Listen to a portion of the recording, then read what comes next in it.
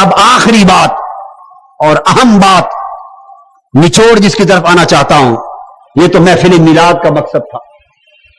اب آئیے یہ پوچھنا چاہیں گے کہ میلاد ہوا کیوں؟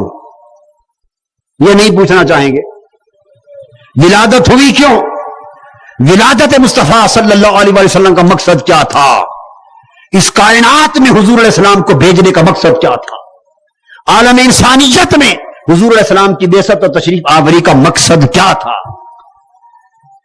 یہ مقصد اپنی طرف سے فیصلہ کرنا چاہیں گے یا قرآن کا فیصلہ مانیں گے؟ سوچ لیں. اگر اپنی طرف فیصلہ کر لیں تو پابندی نہیں ہوگی، مرضی مانے مرضی نہ مانے. اگر فیصلہ حضور علیہ السلام کی تشریف آوری اور ولادت و بعثت کا قرآن سے لیں گے کہ کیوں تشریف لائے، قرآن کا مقصد منہ مانگیں گے تو پھر پیچھے ہٹ نہیں سکیں گے. فیصلہ کر لیں. قرآن سے مقصد بتاؤں یا اپنے پاس سے آپ بتانا چاہتے ہیں؟ اگر قرآن کا مقصد بیان ہو جائے تو پھر اس مقصد کو پورا کرنے کے لیے اٹھ کھڑے ہوں گے یا بھاگ جائیں گے؟ کل یہ کہیں جی ہم تو صرف سننے والے ہیں، ماننے والے تو نہیں. ہماری شان تو فقط سننا ہے. ہماری شان مبارک کیا ہے؟ فقط سننا. ماننے والے تو یہ بیٹھے ہیں بھائی، یہ جو پیچھے بیٹھے ہیں اسٹیج پر، ہم تو سننے والے ہیں، سننی ہے سننے والے. خالی سننے کا شوق ہے مقصد قرآن یا ماننا بھی ہے؟ جو صرف سننا چاہتے ہیں اور ماننے تک نہیں آتے ذرا وہ ہاتھ کھڑا کریں. اور جو مقصد حضور علیہ السلام کی ولادت کا میلاد کا سن کر آج مان جائیں گے اور زندگی میں عہد کر لیں گے کہ مولا جو مقصد تیرے حبیب کی تشریف آوری کا ہے، ہمارے جینے مرنے کا مقصد بھی آج کے بعد یہی ہوگا. مقصد سن لیں آقا کی ولادت کا. قرآن مجید کا فرمان، حضور علیہ السلام کا میلاد کیوں ہوا، آقا کی بعثت کیوں ہوئی، آقا کی تشریف آوری کیوں ہوئی. فرمایا هو الذی ارسل رسولہ بالہدی ودین الحق لیظہرہ علی الدین کلہ ولو کرہ المشرکون. فرمایا رب وہ ہے جس نے اپنے رسول صلی اللہ علیہ وسلم کو دنیا میں بھیجا، رسول کو دنیا میں پیدا فرمایا، مبعوث فرمایا اپنی ہدایت دے کر اور اپنا دین دے کر. اور کیوں بھیجا؟ ولادت کیوں ہوئی، بعثت رسول کیوں ہوئی؟ مقصد قرآن مجید فقط ایک بیان کر رہا ہے. بولیے کتنے مقصد؟ ایک. لیظہرہ علی الدین کلہ. رب کائنات نے اپنے رسول کو فقط اس مقصد کے لیے دنیا میں بھیجا ہے کہ وہ رسول دنیا میں جائے اور دین حق کو دنیا کے سارے جھوٹے نظاموں کے اوپر نافذ کر دے، غالب کر دے. لوگوں مصطفیٰ صلی اللہ علیہ وسلم کی ولادت و بعثت کا مقصد فقط وعظ کرنا نہ تھا، فقط تبلیغ کرنا نہ تھا، فقط تقریر کرنا نہ تھا، فقط نصیحت کرنا نہ تھا، فقط جھوٹے سچے کا فرق سمجھانا نہ تھا، بلکہ اس لیے تشریف لائے تھے کہ حق بتائے اور حق کو غالب کرنے کے لیے اور باطل سے ٹکرانے کے لیے کھڑے ہو اور ایسا انقلاب برپا کریں جس سے باطل طاقتیں دب جائے اور مصطفیٰ کا نظام غالب ہو جائے.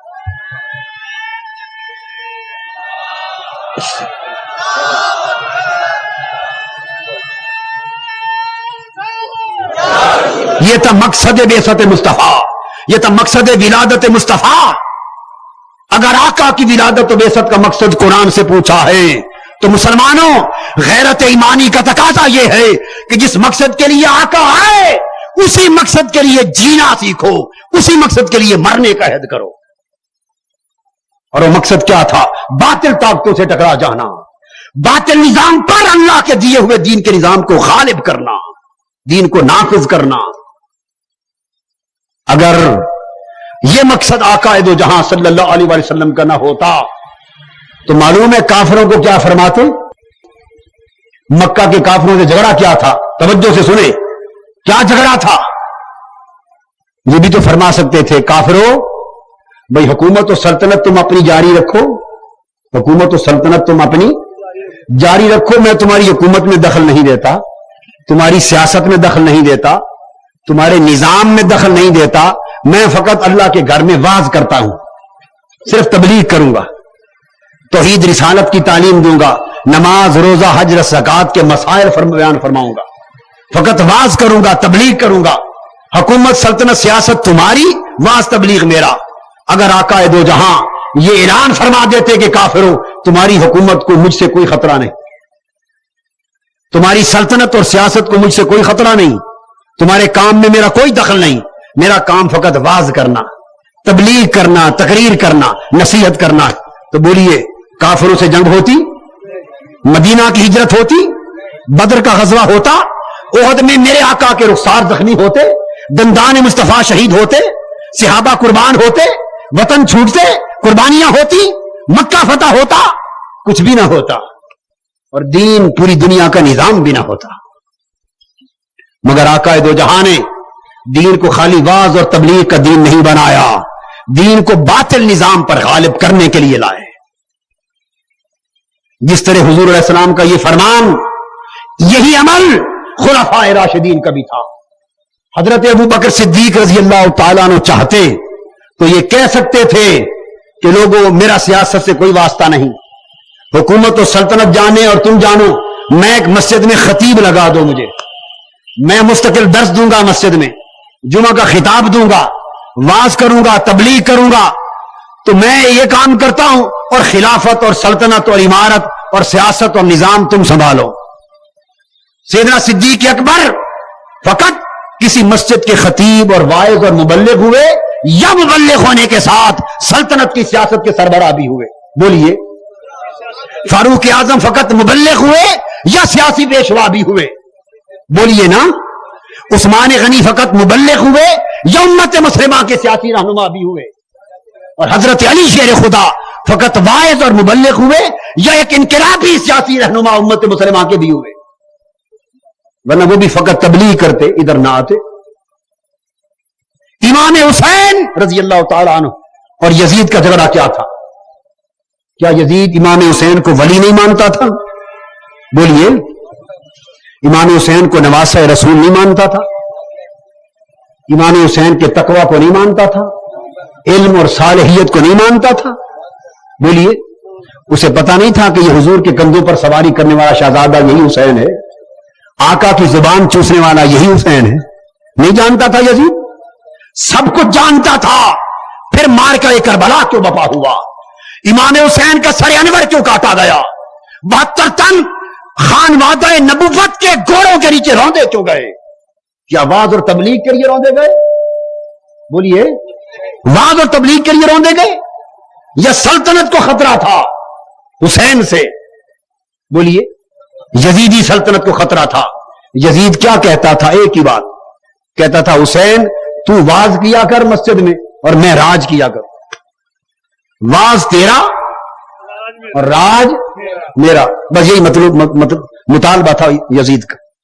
واز امام حسین کرے، مسجد میں قرآن حدیث کی تبلیغ امام حسین دے، اور پوری سلطنت پر راج، ظلم کروں، لوٹوں، غبن کروں، بددیانتی کروں، لوگوں کی عزتوں سے کھیلوں، مال سے کھیلوں، قومی خزانہ لوٹوں، تباہی مچا دوں، دین کی قدریں مسمار کر دوں، میری سیاست اور میری سلطنت کو پوچھنے والا کوئی نہ ہو۔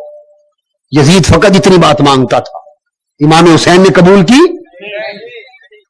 دوستو، ہم یزید کے تصور دین کو ٹھکراتے ہیں، حسین کے تصور دین پر ایمان رکھتے ہیں۔ ابو جہل اور ابو لہب کے تصور دین کو ٹھکراتے ہیں، مصطفیٰ اور ان کے ابو بکر، عمر، عثمان و علی کے دین کو مانتے ہیں، اور ان کا دین خالی مسجدوں میں واز و تقریر کا دین نہ تھا، دنیا میں سیاسی جنگ لڑ کر مصطفیٰ کے دین کو نافذ کرنے کا دین تھا۔ یہ یزیدی فکر کس نے دیا آپ کو؟ انگریز دے گیا، یہودی دے گیا، مغرب کا سامراج دے گیا، تاکہ یہ تفریق کر دی جائے، دین سیاست کی راہ سے ہٹا دیا جائے، کہ حق فقط واز کرے اور باطل راج کرے۔ یہ دین کا تصور نہیں، مصطفیٰ صلی اللہ علیہ وسلم کی بعثت کا مقصد بھی نہیں۔ ہمیں اگر مسلمان ہو کے جینا ہے تو جس اسلام پر ایمان رکھتے ہو، اس اسلام کو نظام بنانے کے لیے بھی اٹھ کھڑے ہونا ہوگا۔ انگریز نے بھی کہا، ہاں خبردار، اسمبلی میں تمہارے دین کی آواز نہ آئے، معیشت، معاشرت، تہذیب، ثقافت اور سیاست میں دین اسلام کی آواز بلند نہ ہو، پورا معاشرہ دین سے خالی ہو، علماء نے بالعموم کہا پھر ہم دین لے کر کہاں جائیں؟ انگریز نے کہا مدرسوں میں بند ہو جاؤ، غریب بچوں کو پکڑو اور 12 سال 10 سال ان کو قال اللہ و قال رسول پڑھا کے مسجدوں کے امام بنا دو، مدرسوں سے نکلیں، مسجدوں میں چلے جائیں اور وہیں سے جنازے اٹھ جائیں۔ جس طرح عالم عیسائیت میں مذہب کے خلاف ایک بغاوت ہوئی اور ان کے مذہب کو چرچ میں بند کر کے رکھ دیا گیا اور پورا معاشرہ مذہب کے اثر سے آزاد کروا لیا گیا، اسی طرح 300 سال کے دور غلامی نے دین اسلام کے علوم کو، فنون کو، معارف کو فقط مسجد، مدرسہ اور خانقاہ اور دربار تک محدود کر کے رکھ دیا۔ اور دربار میں جاؤ ذکر الہی کا نام لو، مسجد میں جاؤ نمازیں پڑھو، اللہ کے دین کا نام لو، جنازے پر نام لو، قرخانی پر نام لو، مدرسوں میں جاؤ خدا رسول کا حکم پڑھو اور سناؤ، مگر خبردار دین حق کی آزادانہ آواز جو میدان بدر میں گونجتی تھی، جو میدان احد میں گونجتی تھی، جو حنین میں گونجتی تھی، جو طائف کے بازاروں میں گونجتی تھی، جن سے طاغوتی ابو لہب اور ابو جہل کی طاقتیں لرزہ برندام ہو جاتی تھی، جن سے کیسر و کسریٰ کے محلات لرزہ برندام ہوتے تھے، جن سے کیسر روم لرزہ برندام ہوتے تھے، جن سے نجاشی تک آواز پہنچتی تھی، جن سے شرق سے غرب تک پورا یورپ ڈرتا تھا، تھراتا تھا، خبردار دین کی وہ انقلابی آواز کہیں گونجنے نہ پائے۔ زکاتیں لو، چندے لو، جمعرات کی روٹیاں لو، بچوں کو کھلاؤ، دین پڑھاؤ، تاکہ ان کے اندر پست ہمتی پیدا ہو، ذہن کی وسعت نکل جائے، ذہن کی وسعت اور ذہن کی ہماگیریت اور فکر میں جرأت اور اس کی آزادی ختم ہو جائے، وہ بیچارے غریب مدرسوں سے نکلیں اور سمجھیں یہی غنیمت ہے کہ قال اللہ و قال رسول کر رہے ہیں، یہی غنیمت ہے اللہ رسول کا نام تو لے رہے ہیں، یہی غنیمت ہے اللہ رسول کا ذکر، حکم قرآن حدیث پڑھا تو رہے ہیں، بس وہ پڑھاؤ اور مسجدوں میں جا کے سناؤ، ختم، خلاص۔ اس کے بعد کوئی مولوی سیاست کی طرف نہ آنے پائے، دین کا نام لینے والوں کو مولوی کی ٹرم دے دی گئی، کوئی مولوی معاشی نظام کی بات مت کرے، سیاسی نظام کی بات مت کرے، آئین کی بات مت کرے، اسمبلی کی بات مت کرے، پارلیمنٹ کی بات مت کرے، نظام بدلنے کی بات مت کرے، نظام کا کنٹرول واشنگٹن یعنی کفر کے ہاتھ میں ہوگا، مسجد کا کنٹرول عرش والے رب کے ہاتھ میں ہوگا۔ یہ نظام زندگی تقسیم کر دیا گیا۔ لوگوں، شعور کی آنکھ کھولو، آزاد کرو اپنے ذہنوں کو غلامی کی زنجیروں سے۔ ایک بدترین غلامی میں کوئی قوم مبتلا ہے، تمہارا دین غلام ہے، تمہارا مذہب غلام ہے، روحانیت غلام ہے، اخلاق غلام ہے، معیشت غلام ہے، سیاست غلام ہے، تہذیب و ثقافت غلام ہے، تم سارے غلام ہو۔ اٹھو، اس یکسر ہمہ کی غلامی کی زنجیروں کو توڑنے کے لیے انقلاب اور جہاد کا پیکر بن کے کھڑے ہو جاؤ۔